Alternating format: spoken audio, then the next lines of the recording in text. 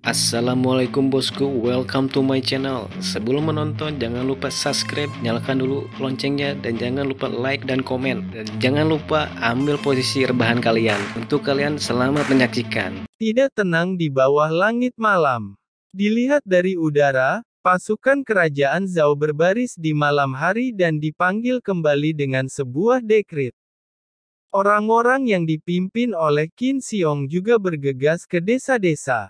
Suara berisik tidak dapat dihindari, tetapi ketika mereka mendengar bahwa itu adalah dekrit kekaisaran, penduduk desa tidak berani melanggarnya, dan menjauh bersama pasukan kerajaan Zhao untuk sementara.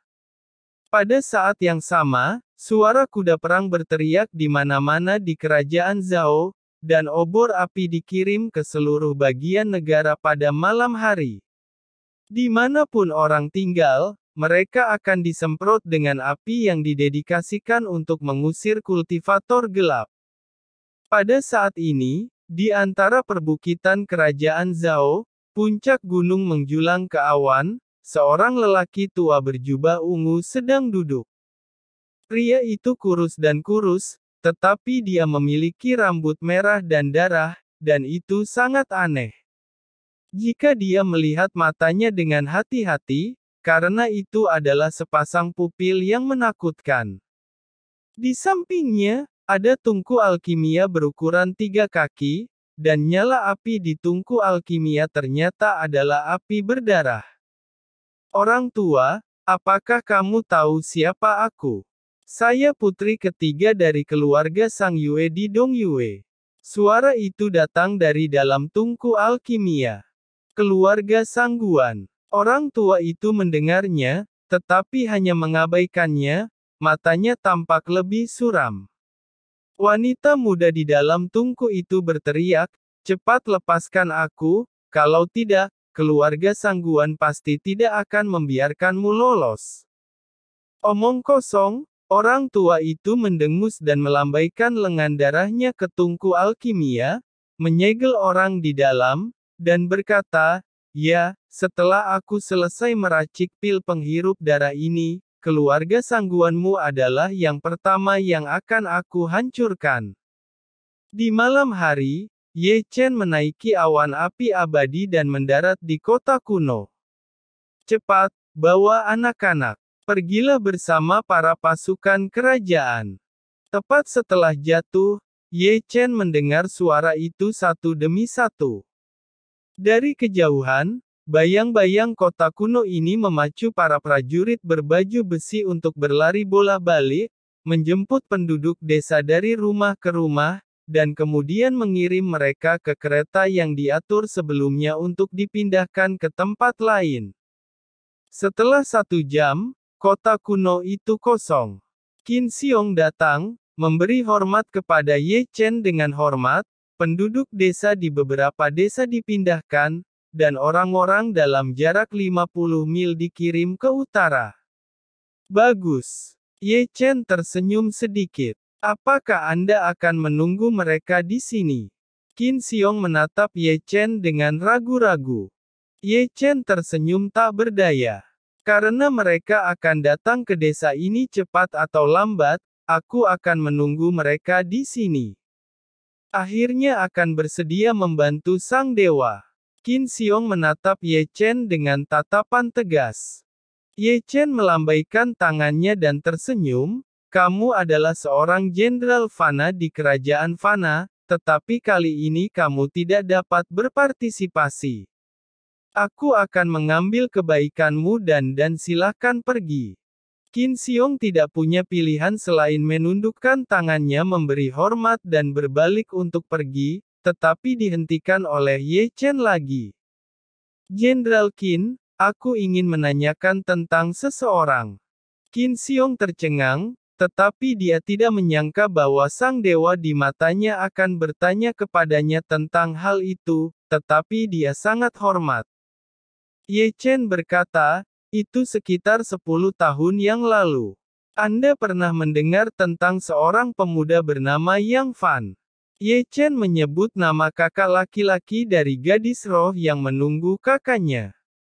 "Tentu saja aku mendengarnya." Qin Xiong mengangguk, tetapi menghela nafas, wajahnya penuh nostalgia, seolah mengingat dahulu kala, saya bukan jenderal kerajaan Zhao 10 tahun yang lalu, hanya sedikit kapten kecil, pemuda bernama Yang Fan adalah seorang prajurit tentara saya. Berbicara tentang ini, Qin Xiong tampak sedikit sedih. Meskipun dia masih kecil, dia bertarung dengan berani, tapi begitu dia bertarung melawan kerajaan Wei, sayangnya dia ditangkap, dan 300.000 tentara Wei datang ke penjara kerajaan Zhao saya, dan sebagai tawanan. Dia baru saja digantung di depan tentara negara bagian Wei, dan dia dipotong tulang dan tulangnya dengan pedang. Kata Qin Xiong, tinjunya mengepal erat, dan perubahan matanya mengandung air mata yang tidak pernah menetes. Ye Chen terdiam, hanya mendengarkan dengan tenang. Yang paling mengesankan saya, hanya ada 2 dari mereka, dan pemuda bernama Yang Fan adalah salah satunya.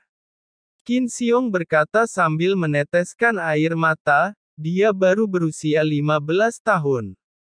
Yang ditikam dengan pisau, tetapi dia tidak pernah berteriak, dan bahkan tertawa mematikan. Hei, Ye Chen menghela nafas. Faktanya seperti yang dia harapkan. Saudara laki-laki ahli memang sudah meninggal. Gadis kecil malang yang menunggu selama 10 tahun, bahkan jika dia berubah menjadi jiwa, masih menunggunya. Dia bisa membayangkan adegan di mana seorang remaja berusia 15 tahun terbunuh oleh siksaan paling kejam, betapa sedihnya gambar itu. Entah kenapa, Ye Chen memiliki kesedihan di hatinya. Dunia ini sangat kejam, pertempuran antara kerajaan fana, medan perang es, saya tidak tahu berapa banyak tulang mati yang terkubur. Dunia kultivator tidak seperti ini.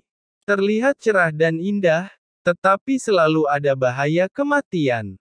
Qin Xiong pergi, dan punggungnya yang keras tampak agak kesepian. Dia adalah seorang jenderal kerajaan Zhao yang memegang 1 juta tentara pria, tetapi posisi tertinggi ini ditukar dengan darah jenderal kerajaan Zhao. Hei, melihat bagian belakang Qin Xiong pergi, Ye Chen menghela nafas lagi. Setelah sosok Qin Xiong benar-benar menghilang dari pandangan, Ye Chen kemudian pindah dan melompat ke loteng kecil berlantai 2, menyembunyikan napas, dan diam-diam menunggu kultivator gelap datang. Langit malam gelap dan hanya ada beberapa bintang yang bersinar dengan bintang redup. Waktu menunggu untuk berlalu perlahan.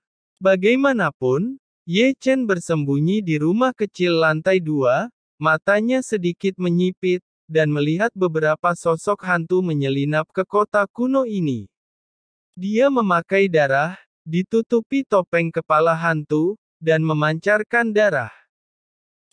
Samar-samar terlihat adalah mata mereka, suram dan haus darah.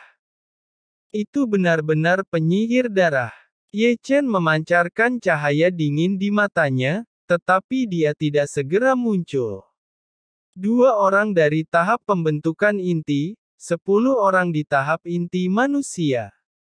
Melirik para penyihir darah itu, Ye Chen dengan cepat melihat budidaya kultivator gelap ini, barisannya tidak kecil, tidak heran penasihat kerajaan yang merupakan murid sekte Heng Yue mati mengenaskan.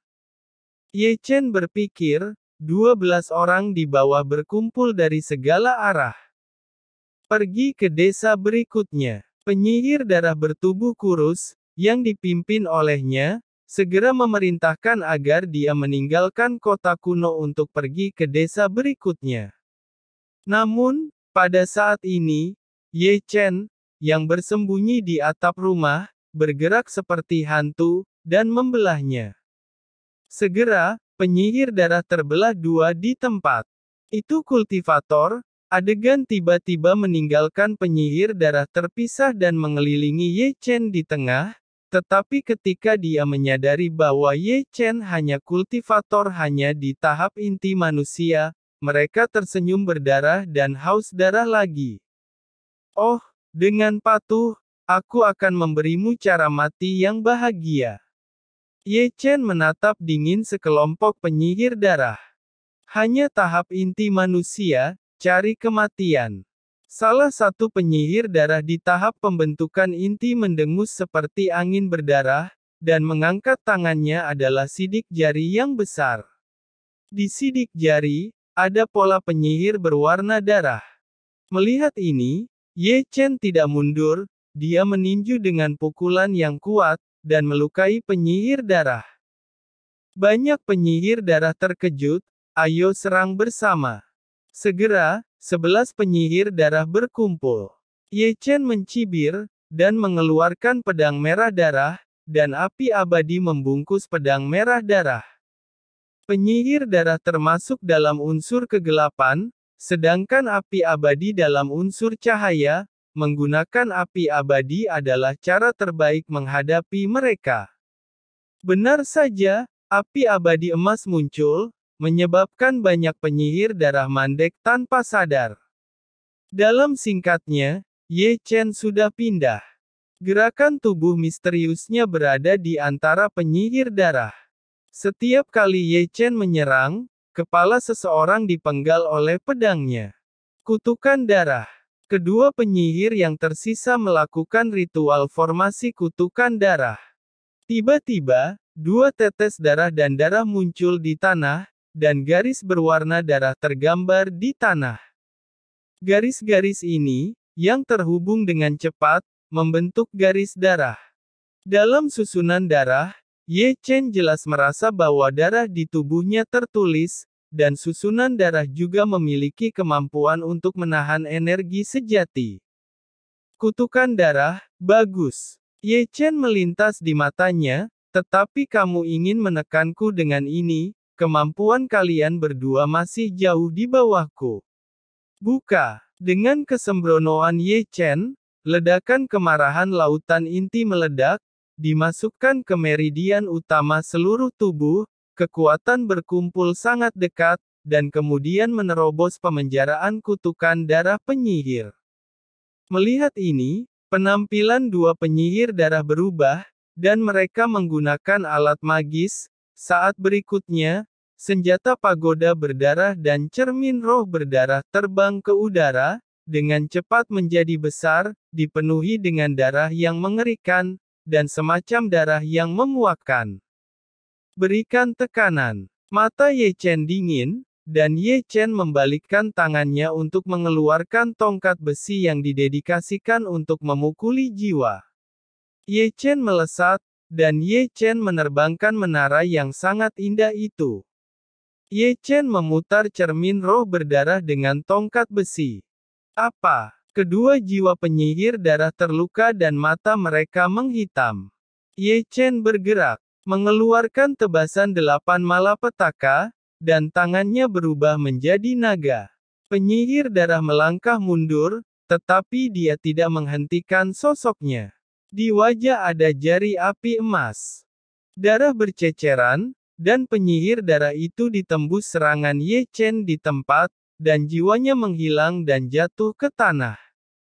Di sisi lain, penyihir darah terakhir melihat Ye Chen begitu sombong sehingga dia bahkan tidak memikirkannya, dia langsung berbalik, dan melarikan diri seperti cahaya darah.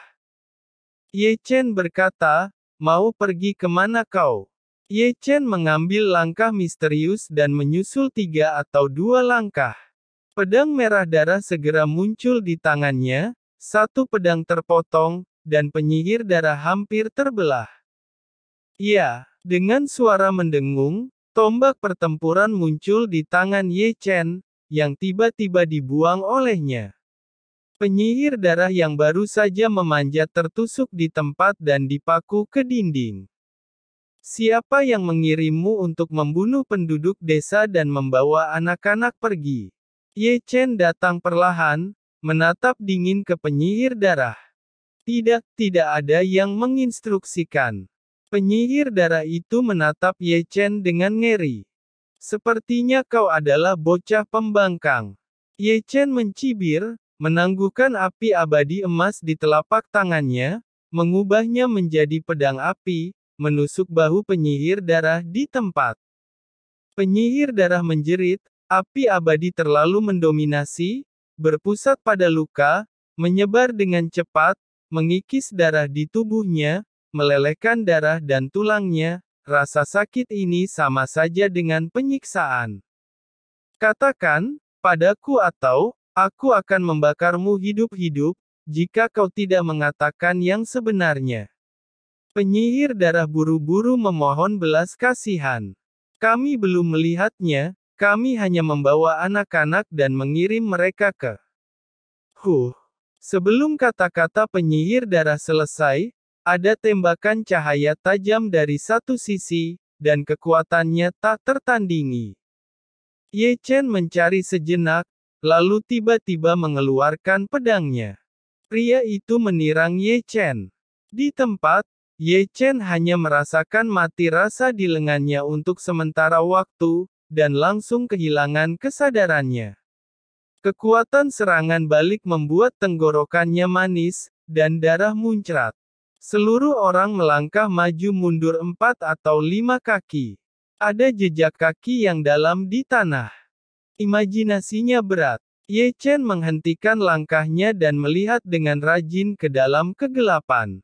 Di sana, sosok buram perlahan datang, semua tertutup jubah darah, tidak bisa melihat sosoknya, tetapi hanya bisa melihat sepasang mata darah yang suram, dan darahnya yang melonjak.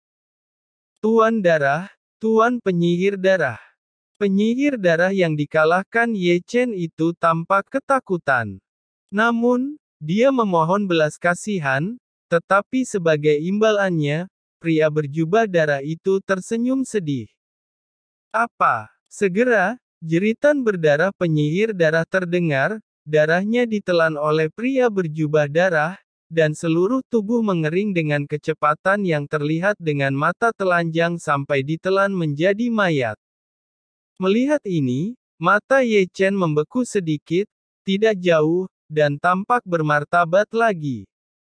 Wah, kamu mengejutkanku. Pria berjubah darah yang menelan darah penyihir darah memutar lehernya dengan ekspresi gembira, sepasang mata suram menatap Ye Chen, membuat orang melihat kemana-mana.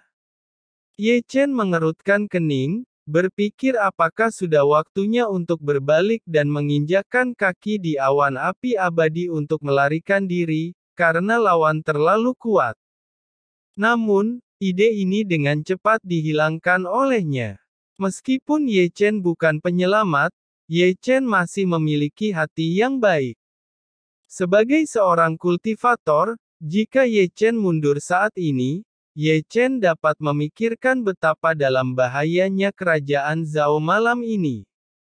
Ye Chen tidak ingin melihat manusia terbantai di tangan penyihir darah. Goyah sesaat membuatnya bertekad untuk tetap tinggal. Meskipun lawannya kuat, dia bukannya tanpa pertempuran.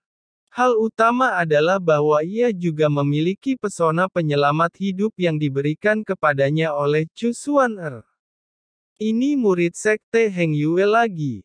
Di sini, pria berjubah darah itu datang perlahan, menatap Ye Chen dengan tatapan main-main. Apakah orang-orang sekte Heng Yue begitu sombong?